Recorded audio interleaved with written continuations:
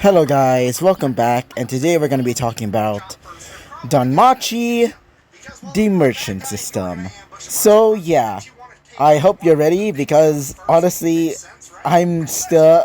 it was an idea that I originally planned to put on Wattpad. But thinking about it, yeah, that's going to be a bit too much for me. But either way, let's go on with the episode, shall we, ladies and gents? So, we currently see our boy Thomas. Well, in this world, he's no longer called Thomas. He's now called Arthur von Stein, as he's an elf. Well, more specifically, a pure-blooded elf, similar to that of Alfie's. Or, Al- let me just double-check her name. I meant to say was Riveria. Yeah, I don't know why I keep confusing with Althea for some reason. Anyway, as he's not really a noble. More than anything, he's more, I guess you could say, in the middle class of elves. Well, high elves in this case, but still. He is usually never the normal type of elf. In fact, most other elves would be confused by him. He absolutely just wants to work. He doesn't care about anything else but work. I mean, he did live in a world that values work, especially since he was poor at the time and also an orphan. And so he sort of had this habit of tinkering with everything, including that of magical wands, weapons, and such. That is. Sorry about that. Anyway, continuing on. And unlike most elves, it's almost like he's an elf, but with the mind of a dwarf. As doing so, he's actually sort of really good with forging. It's probably also due to the fact that he also had to do multiple odd jobs back in his old world. As Arthur, during his days in the elf village, as he lives in a forest, or specifically the Alps Royal Forest, but not in the main city where, well, Riveria was born, or in this case, Ari left. This takes place, maybe about like a few years after the Three Great Quests, and after the failure of both the Hera and the Zeus Familius, destruction by the one-eyed black dragon. As after hearing about it, Arthur would be about, if I remember correctly, elves and humans like lifespans are a bit different. So let's just say he's about like 15, not 15. Yeah, maybe about like 10. Yeah, 10 in elf years, or yeah, 10 in elf years, which in human years would probably be a lot, and I mean a lot, like a bigger, like difference. As for him, he is sort of like Alfia in a way, where from what I heard from the story, she left the she left the high elf family due to the wait for a second, my throat, due to her interest with the outside world, and her father basically having a negative attitude towards it. And so he sort of has that, but due to him being of a lower class, even though he's a high elf, nobody really cares because, well, he's not really royalty all that much. But honestly, he honestly doesn't care either. After all, he recently activated or obtained his system at the age of 11, or 11 in years. He would learn, or in this case, um, let's just say encounter a situation that led to him gaining his system. When he was let's just say bartering with a few L's for a new piece of alloy, more specifically that of, as he would ask the vendor about like selling a specific type of metal for him. As while doing so, something would happen. An attack would happen in this case, specifically from Evilus, a organization consisting of mostly just evil gods and yeah, just the most awful people imaginable. Looking at you, fucking like. I'm not gonna say who it is because honestly, I still despise like saying his name. But remember, like season 2, yeah. But either way, the evilest members would attack the city. I meant village. As while this is happening, as Arthur would grab some of the medals, which yeah, he's more interested in the medals, and would start running away from the scene, not wanting to die. As he escaped, he would see his village literally burning to the ground thanks to the help of the gods, or more specifically, the gods that are aligned with Evilus.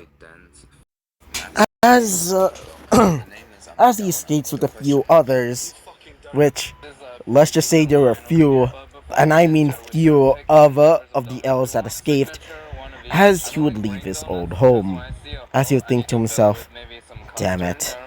Oh well, at least I got everything inside my cart." As he would leave with the help of his horse.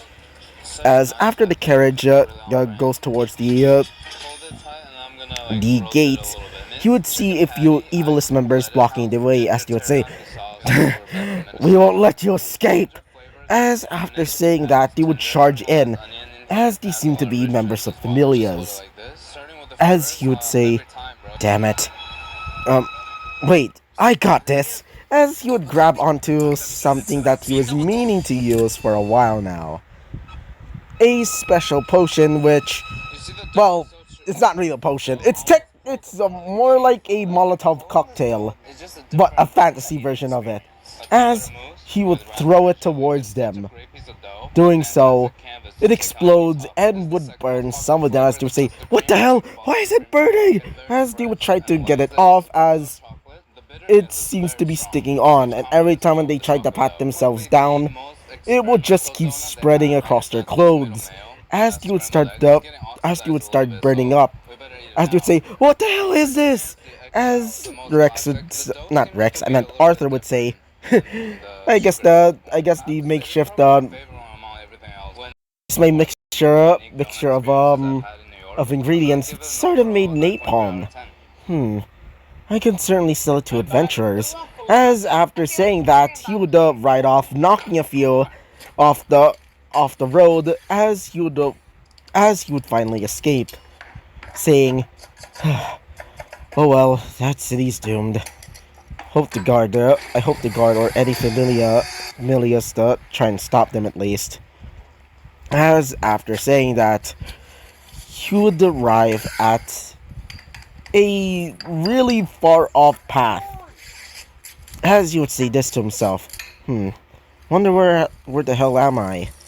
As he would grab onto what seems to be a map, as he would say, "Okay, so if this is the my home is here, then that would mean, oh." As he would notice that that the path that he was in is actually reaching towards a few places, but the most prominent would be the dungeon city, Orario. As he would say, "Now this is certainly interesting. So I am in the Danmachi world. Well, considering that apparently the princess, considering that Princess Riveria is actually in this universe, I originally thought, wait, maybe they're perhaps from maybe I'm perhaps just thinking too much, but it seems so that I'm in the world of Danmachi. Well, wouldn't mind trying catching in my own harem, but honestly, I'm not really interested in dating all that much. Oh well. Anyway, I wonder, has after saying that, he would hear a ringing in his head, as it would say, "System finally installed." As he would say, "What in the?" As he would try to look around, as he would see something near his face, as he would see a what seems to be a menu, as you'd say, "What in the? Wait, so you're my system?" As it would say, "Yes, you have unlocked the merchant system. It will allow you to grab any item from different universes and sell them at the high costs. You can even use them for your own or for others' profits." As you'd say, "Huh, so it's basically, oh, I certainly love that idea," you would say. "So it's basically me using money, or not really using money, but more like, uh, I can select the universe, and if I do, I can grab those specific items from that universe and sell them here." As you'd say, "Yes, but for now, you'll be only using one universe. Unfortunately, you have to unlock them first to actually get another universe to sell items from that." As you'd say, "Huh, I see. Well, that's disappointing. Oh well, so tell me, which worlds can I, how do I say it, acquire these items?" As you'd say, well, the system would say, "Ah, yes, the worlds that you have, the worlds that the worlds that the system selected are these." As it would show these worlds, as you would see three different universes in the menu. One being that of the Naruto universe, another being that of Bloodborne, and finally the last one being the Universal Sentry. In this case, Mobile Suit Gundam, or at least the ones that are based around the UC or Universal Sentry timeline. The other timelines, such as like the IBO, I was about to say Zeta, but is Zeta from a different? I'm not gonna say that.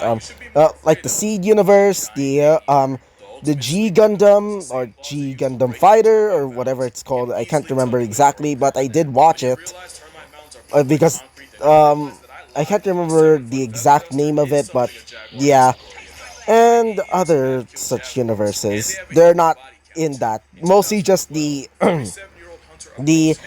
Universal Century, the Century timeline, such as like Gundam Thunderbolt, Gundam D Origins, which I recently watched, and technically kind of like maybe G Quux and also Gundam Unicorn, kind of, because it's kind of loosely.